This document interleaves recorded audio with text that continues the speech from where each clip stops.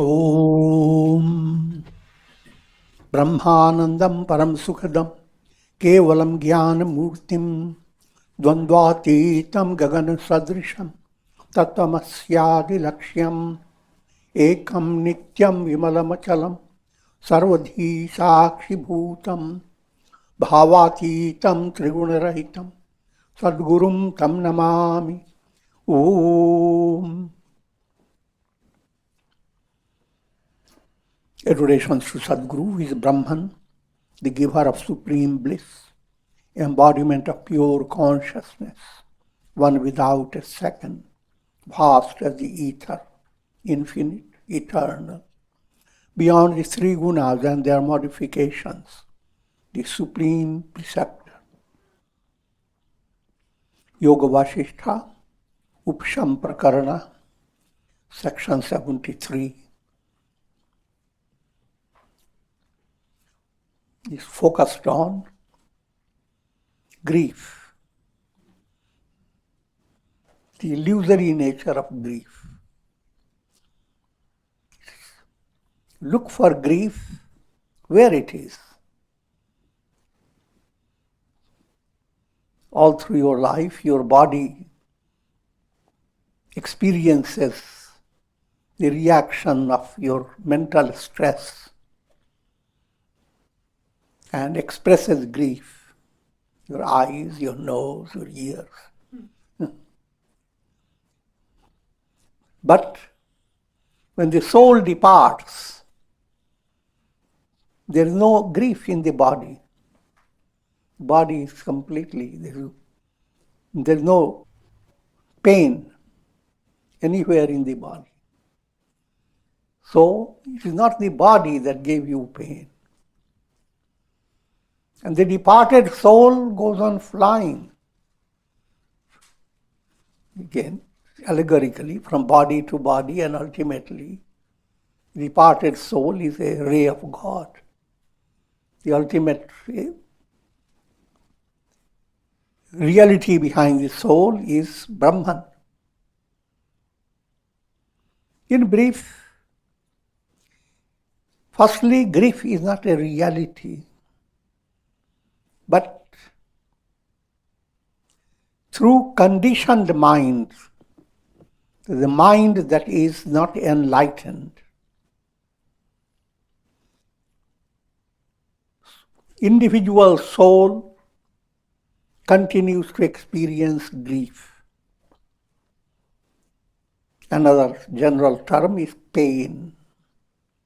All these philosophies speak of pain as the problem of the world and how to get rid of the pain. Your attention is being directed towards three types of affirmation in order to get rid of pain and be free of grief.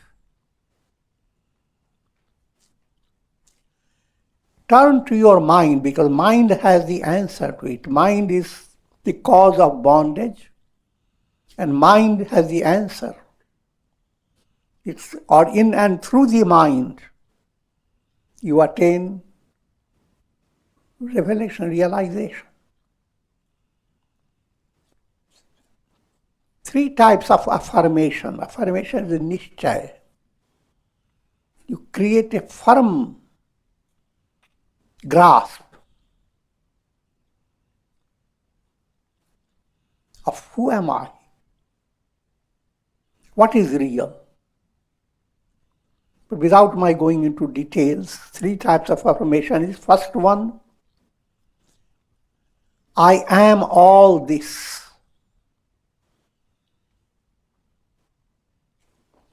I'm gods, elements, mountains,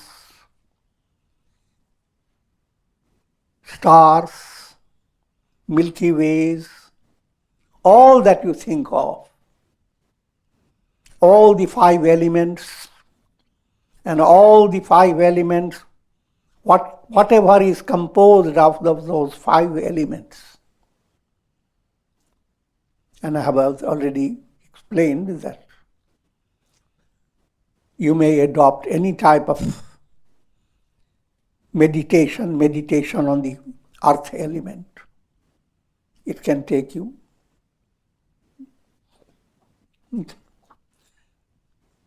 one full meditation, or it can take you 7 days of meditation. These are remarkable things on the earth. You can meditate over the mountains. Now think of all the mountain can enjoy how happy it is. All the clouds shout and the mountain remains undisturbed.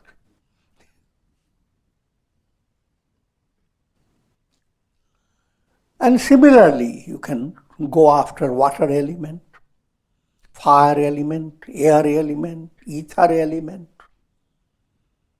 And that's you are given through Kundalini Yoga, the chakras.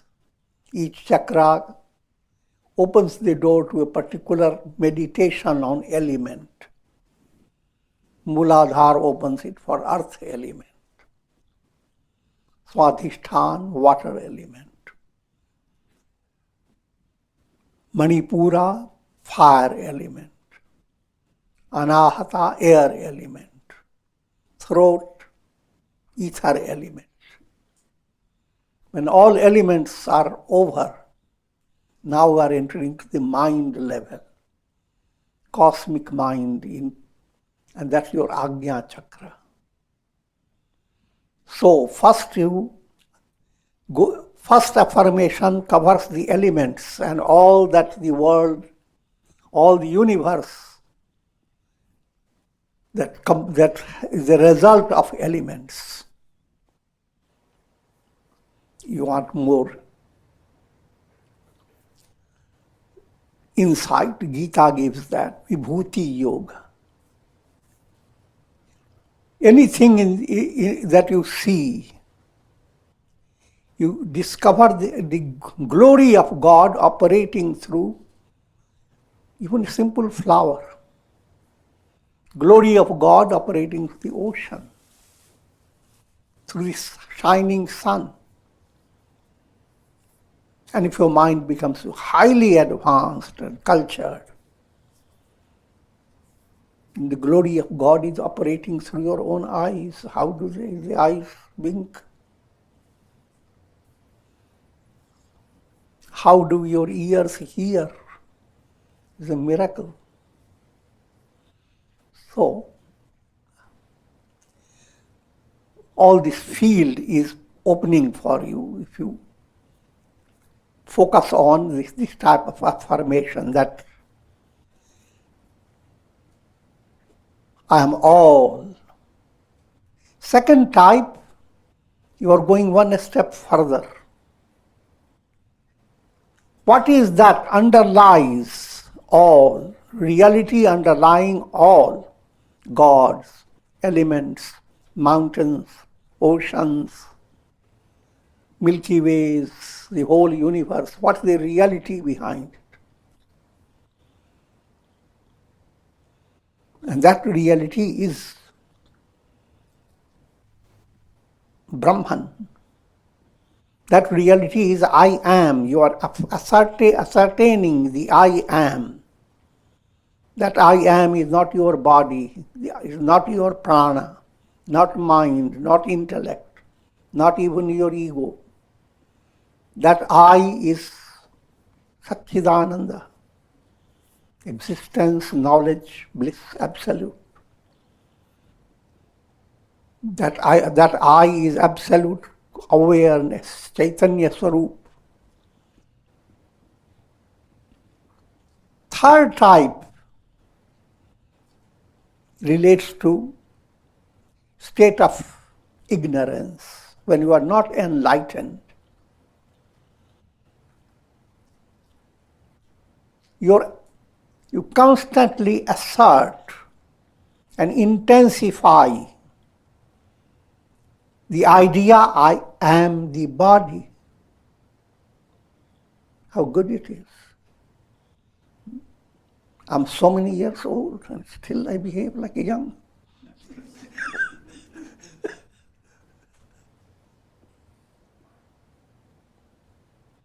And you pray for living longer and longer. And when you are very happy with others, you give that same blessing. May you live for 100 years.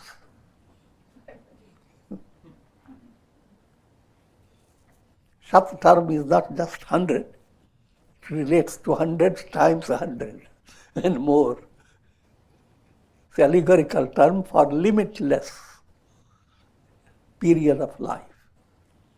When you say Vishnu Shatanam, Vishnu doesn't have only 100 names or not even 1,000 names. It's related to endless. More precisely, infinity. As long as a person is agitated by elation and grief, so long he has not realized the mystic fact that this world is nothing but the self. Your project is to realize all this is the self. All this is I am, the big I am. But in order to realize it, turn your attention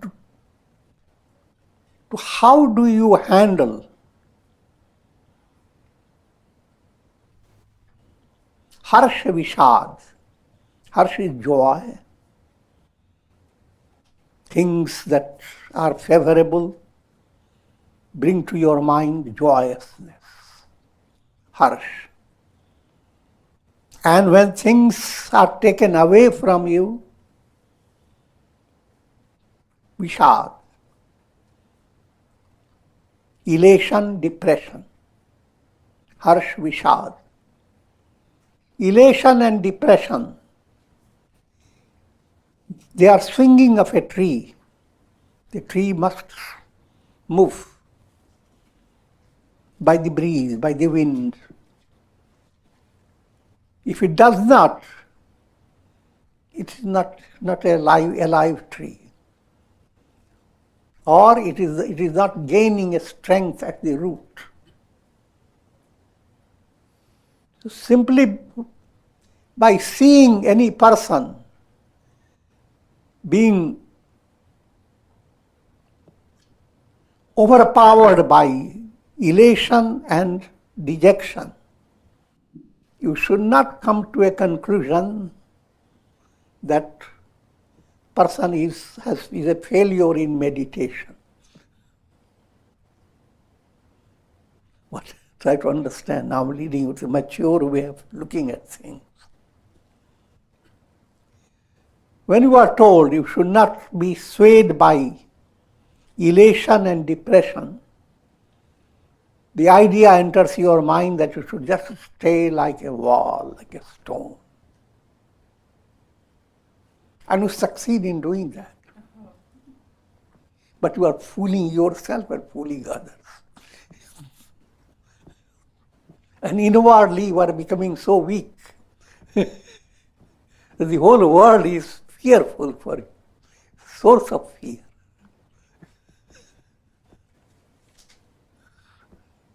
So that is not the real message. But how do you, if you are practicing integral yoga in daily life,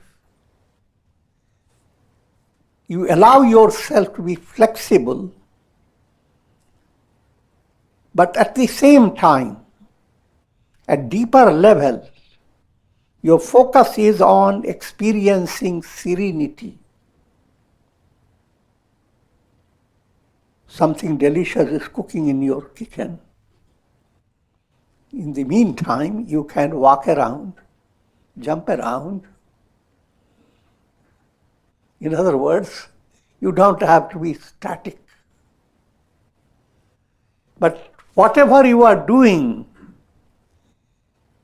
that which is cooking is secure. I'm giving a very humorous way.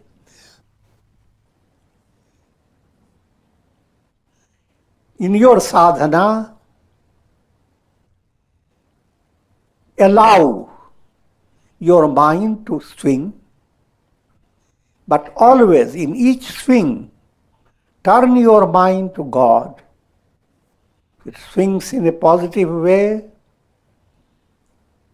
remember God. God is the source of your happiness. Swings in a negative way, remember God.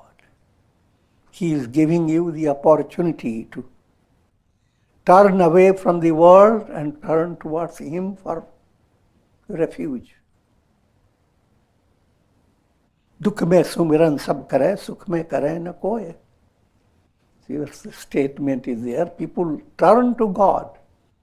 The scripture says you should practice sumiran of God. But when do they practice sumiran? Dukh mein. Only when adversity comes. Allow your mind to be mature. You should be turning your mind to God, not waiting for misery, not dukh mein. But no matter whatever situation, joyous situation has come, now it is a bigger opportunity to turn your mind to God. Because you are seeing through your window a source of boundless joy.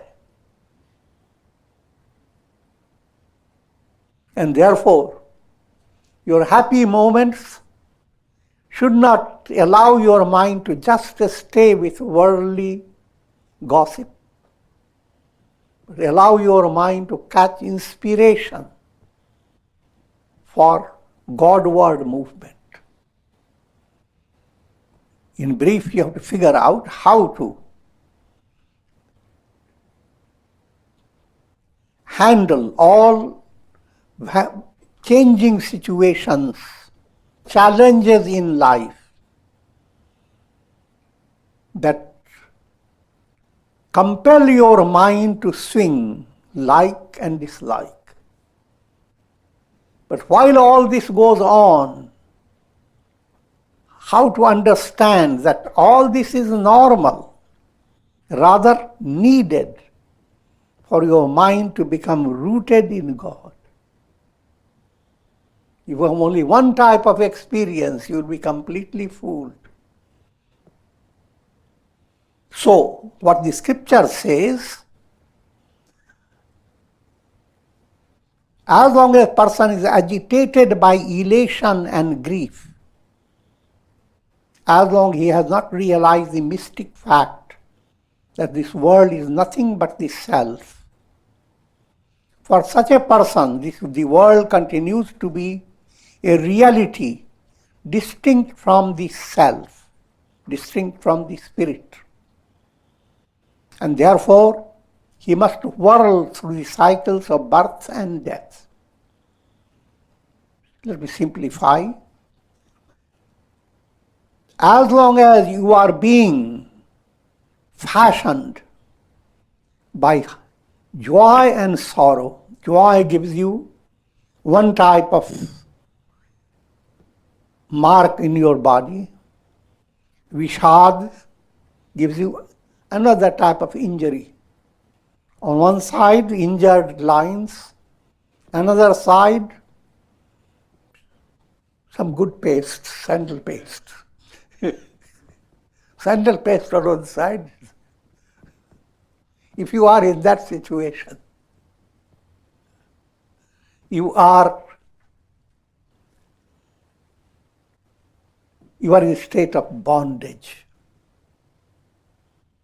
and will continue to go into the cycle of birth and death endlessly.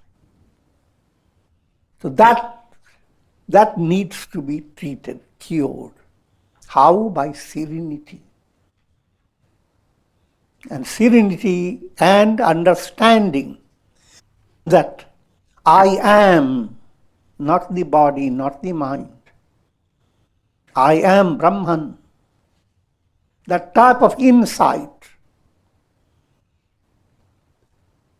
must continue to be pursued until you have come to realization.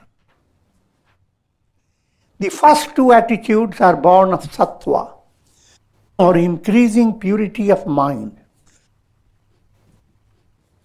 The first attitude expands your consciousness to include all that is by asserting, I am all this. While the second is penetrating vision of, I am the underlying reality behind the illusion of the three states of consciousness: waking, dream, deep sleep. The illusion of the three bodies, physical, astral, causal,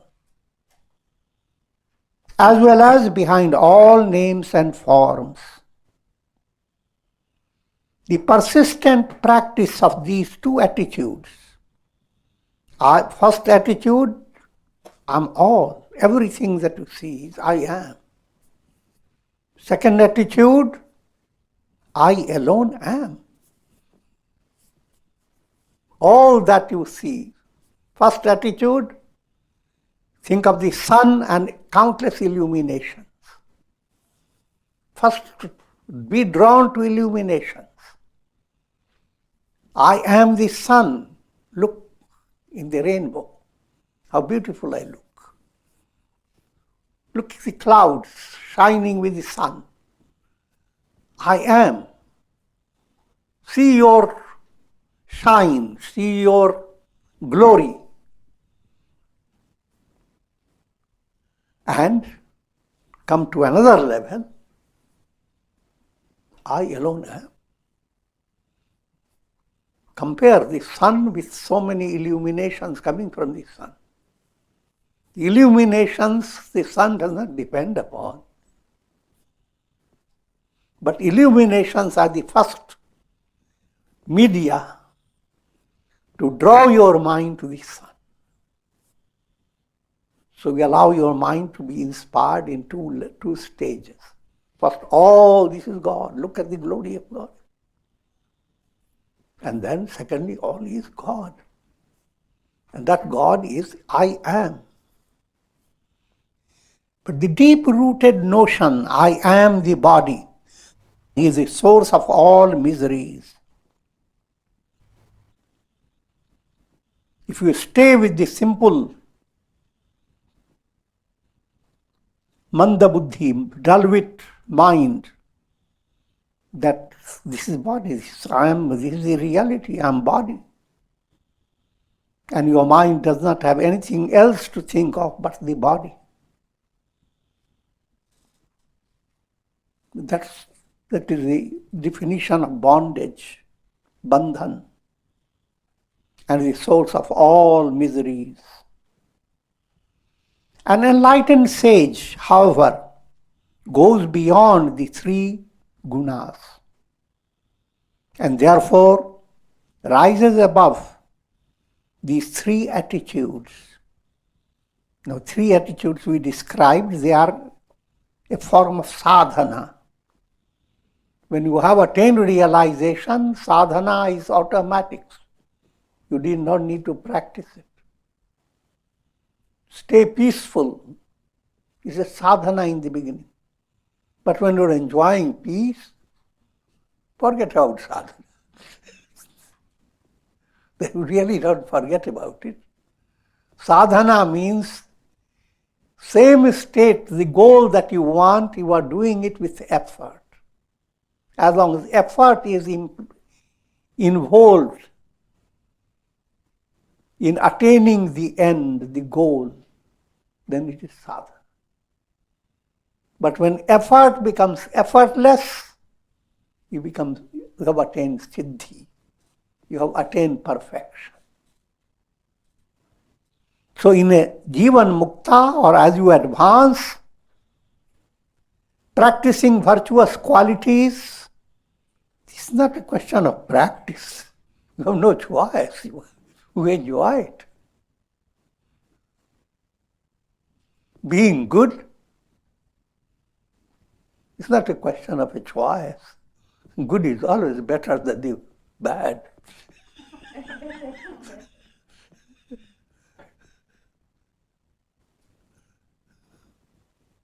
An aspirant must continue to take recourse to sattvic type of affirmation, the two types. I'm all and I alone am the reality. And negate the deep-rooted body idea. Atman must be realized through direct intuition. Intellectual knowledge of the self does not constitute liberation. The scriptures talk about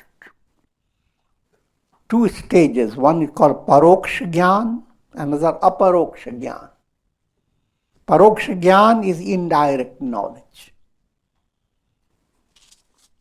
Aparoksha is a direct realization. Paroksha Jnana stays in the realm of intellect.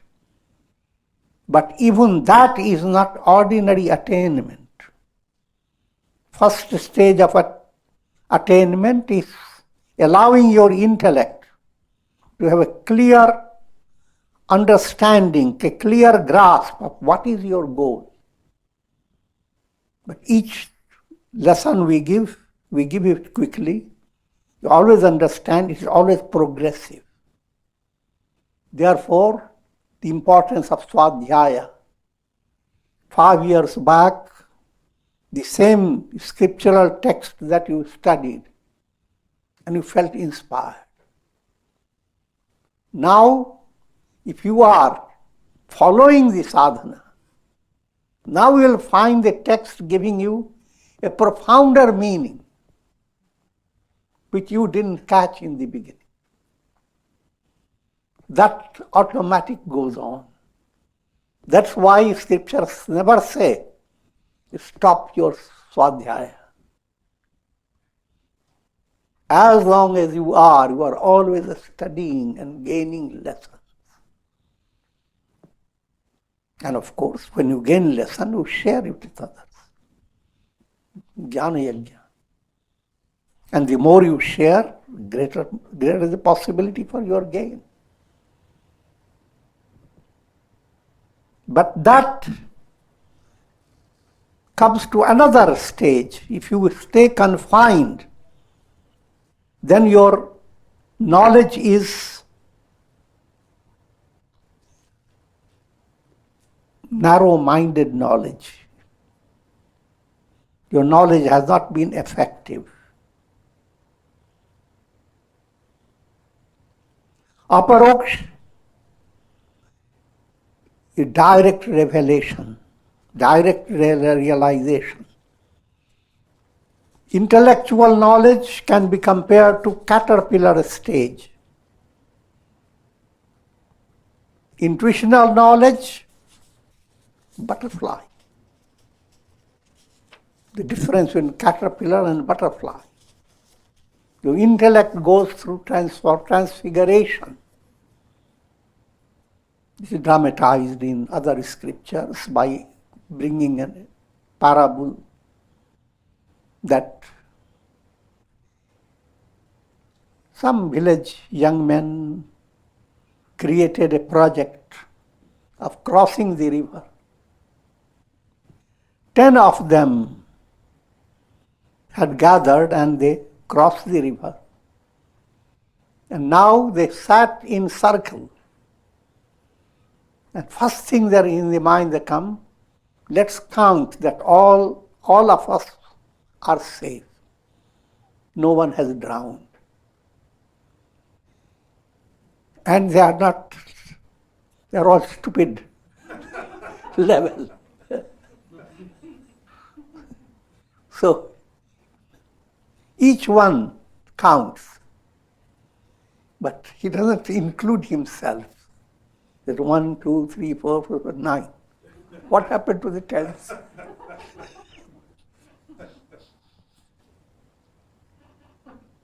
All the 10 did the same thing. And they started grieving over the loss of the tenth. They grieved, they beat their heads, blood came from their nose. While all that was going on, a wise man comes, realizes their problem. He makes them sit in 10 and he himself counts. And counts, says 1, 2, 3, 4, he hits upon the head. You are the 10th. And the hit goes on all the 10 of them. You are the 10th, you are the 10th, you are the 10th. Don't take it literally. Don't go on hitting people. Allegorically, it is tattvamasi, tattvamasi. Thou art that, thou art that, thou art. You who are looking for so many things as if you are lacking, but you are Brahman. You are the one. You are looking for everywhere through your eyes, through your ears, through your mind, through your unconscious, looking for everywhere. And you are right here and now. The reality in you is ever the same. So therefore, be still and go into that process of transforming your understanding. Aham Brahmasmi. Go after this great Mahavakya, Tattvamasi, Aham Brahmasmi. I am Brahman. The process of understanding must continue day by day. And in order to be successful in that process, your life must flow along integral yoga. Your actions, every action you do, every duty you do, it should be with a subtle spiritual insight that everything that you do is aligned with attaining the goal of your life. No matter how little things you do. When that understanding begins to enter, your karma becomes karma yoga. All that you are doing is leading you to be united with God. Yoga. You are picking up stones or whatever, little or big, or creating big works, doing dynamic things, or you are doing very small things, just cooking some food for people. No matter whatever you are doing, understand that God within you is making you an instrument in doing these things, giving you opportunity. That has to come to in your mind and allow you to do your duties without being mentally debilitated. Rather, mind becomes more and more inspired, strengthened by spiritual wisdom. Similarly, your emotions, every tender thing that you see, the way you express yourself in tender circumstances or untender circumstances, all that must be lined up to love God. This opportunity to love God presents itself in so many ways. Through your near and dear ones, through the world around you, through pets, through squirrels, birds, fishes, even sharks. There are some people who love them.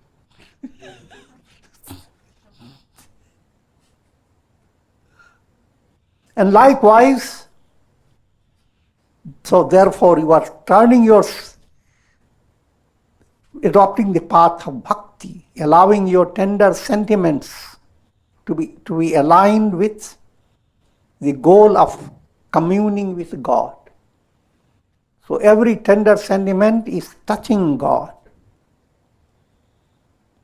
To touch your baby with great love, in that touch, there is a touch of God. Then it becomes Bhakti Yoga. So Bhakti movement, all these yoga therefore, and bring such quality in your life that you shine in the world with wondrous qualities of humanity and saintliness. The spiritual movement is a remedy for all problems that humanity face. And similarly, your mental state, how concentration directs your attention to follow the project in a right way, also gives you a strength of will. So if you are pursuing, allowing your minds to become more and more interested in developing willpower and focus, that's what the Jnana Yoga is. And Jnana Yoga, which I already explained, how intellect must undergo a transformation. All things you want to know, and your mind becomes so happy, you have known so many. But what about your knowing your own self? You miss that. You knew all, but it's like a horse with so many qualities, but horse is dead. So Jnana Yoga, all these, your 4 aspects integrate.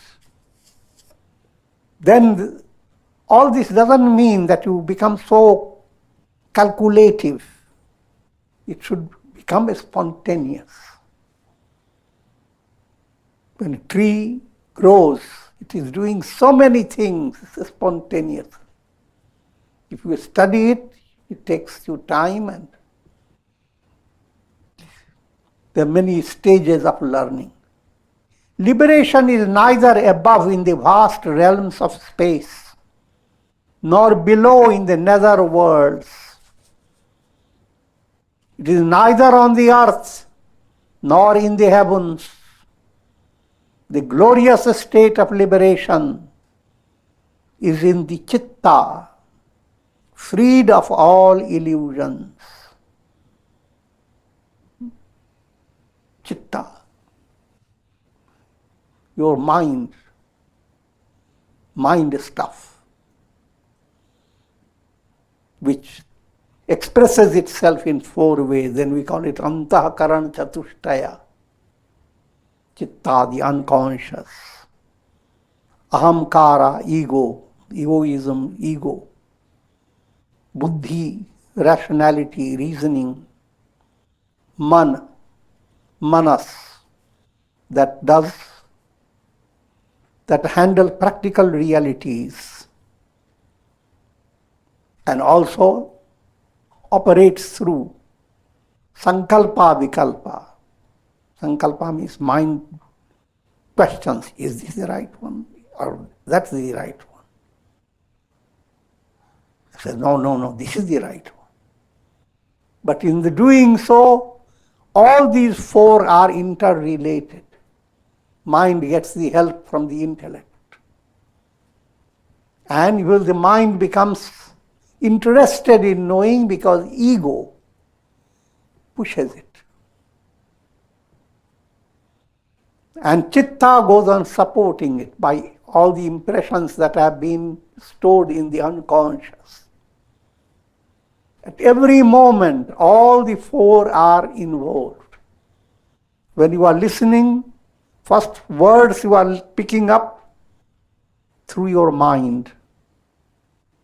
Your mind is immediately turning to your intellect to understand. And your ego immediately makes your attention. It is interesting. Go after it. Or ego says, that I've heard so many times. So don't listen.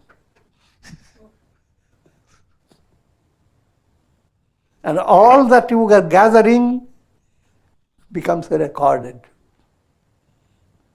Nothing skips. Chitta holds the essence. If you are doing karma yoga, you are doing integral yoga movement. Whenever we say practice yoga, be a religious person, turn towards God. It always implies the four-aspected movement, whether you describe them or not. When an aspirant renounces attachment towards the objects of desire, the mind melts in pure consciousness. Here again, all these are internal quality. Renouncing attachment is not your physically running away, but how you understand people, how you understand the objects. You can have best of pearls in your hand, and in your deeper level, it is as good as having a little pebble. It's just the same. That means you have no attachment values.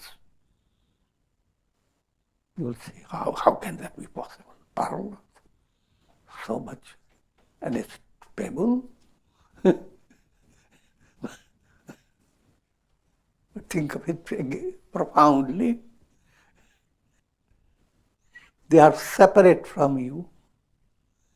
First point, you will not take any one of them when you pass out from the body. Your deeper life has nothing to do with whether you keep a stone or keep a pearl. It's only when you wake up and you go on looking, then you go on suggesting to your mind, oh, how fortunate am I. So your mental affirmation that goes on creating that. You may have simplest of things in your house.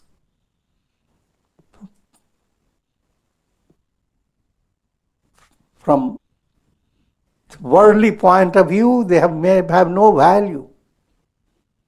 You may have just a Shivalinga, and to you it is, your value is beyond the world. So this being understood, that will tell you what it means by anasakti, not to be attached.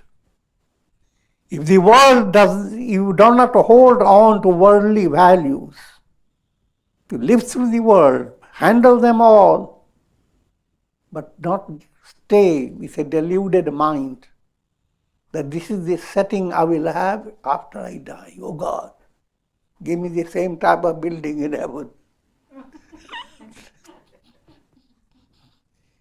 Same type of oven, same type of equipment. Don't forget my iPad.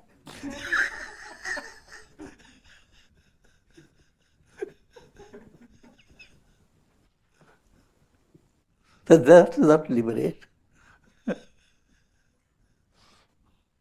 As long as intuitional knowledge has not dawned in the pure chitta,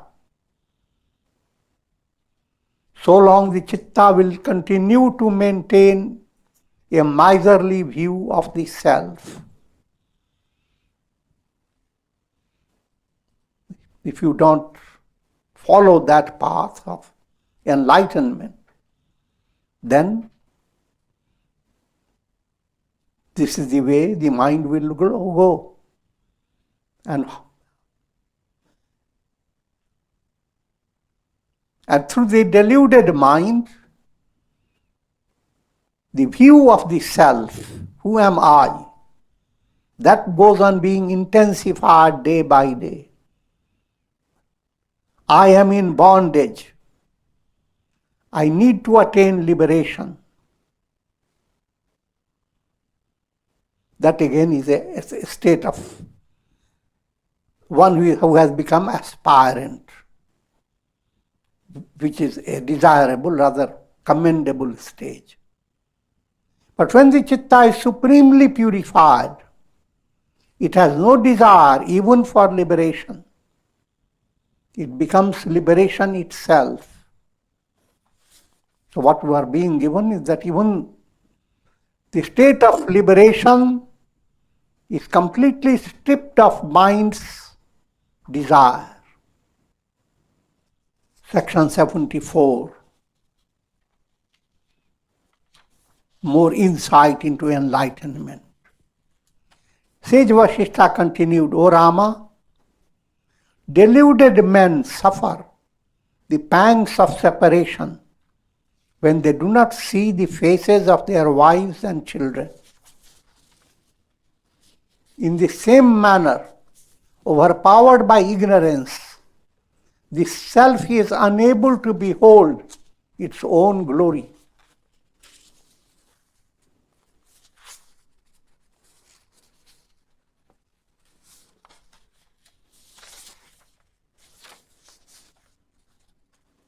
And thus suffers from the illusory world process. By sipping alcohol, one is led to crave for alcohol more and more in the same manner. By developing a sense of egoism, the soul is led to the state of being overpowered by the body idea. This being involved with the worldly values, maintaining the idea I am the body and the idea that I will find happiness in the world. That's a kind of addiction. And just like alcoholic addiction requires a lot of effort,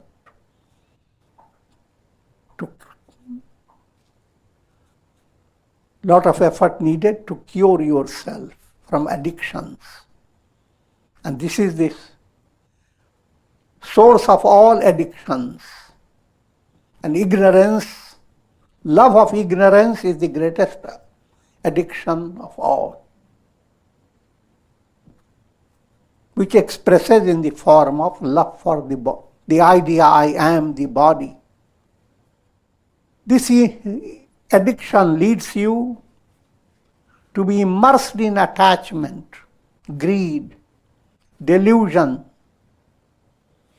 and other expressions of ignorance. This world process is like a mirage, appearing in the vast expansion of the self. It floods one's consciousness with the illusory waters of attachment and hatred, good and evil deeds, and enjoyments with their consequent karmic involvements. It is pure consciousness, known as chitta, tinged with ignorance that assumes the role of chitta. Chitta and chit, same mind stuff, same cloud that is bringing out light of the sun. In the beginning, you are recognizing the lights through the cloud that is getting gradually becoming little thin of opacity. But when the cloud is completely moves away, the sun remains the same.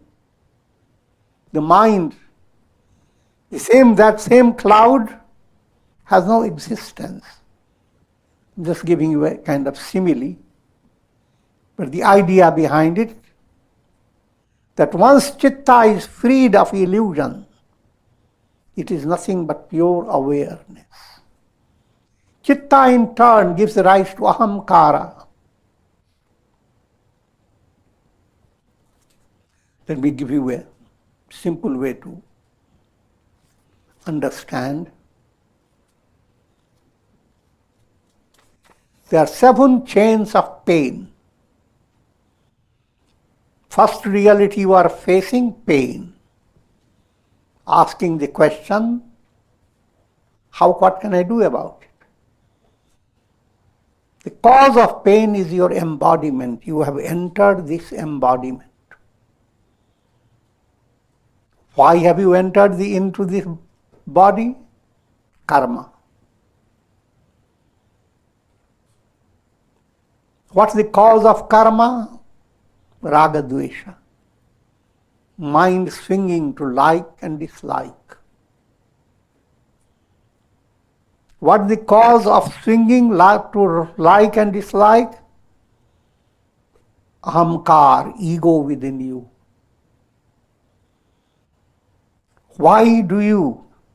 What's the cause of ego or egoism? Avivek. Lack of vivek. Vivek is that knowledge that shows the difference between spirit and matter. And what's the cause of avivek? Ignorance, avidya. So there are 7 points put together. They are called 7 chain of pain. So we have to break this chain. And with this I am concluding. Om Trayambakam Yajamahe Sugandhim Pushti Vardhanam Urvarukmiva Bandhanan Mrityor Mukshiyamamritat Sarve Bhavantu Sukhina Sarve Santu Niramaya Sarve Bhadrani Pashyantu Ma Kashchid Dukha Bhag Bhavet Om Shanti Shanti Shanti.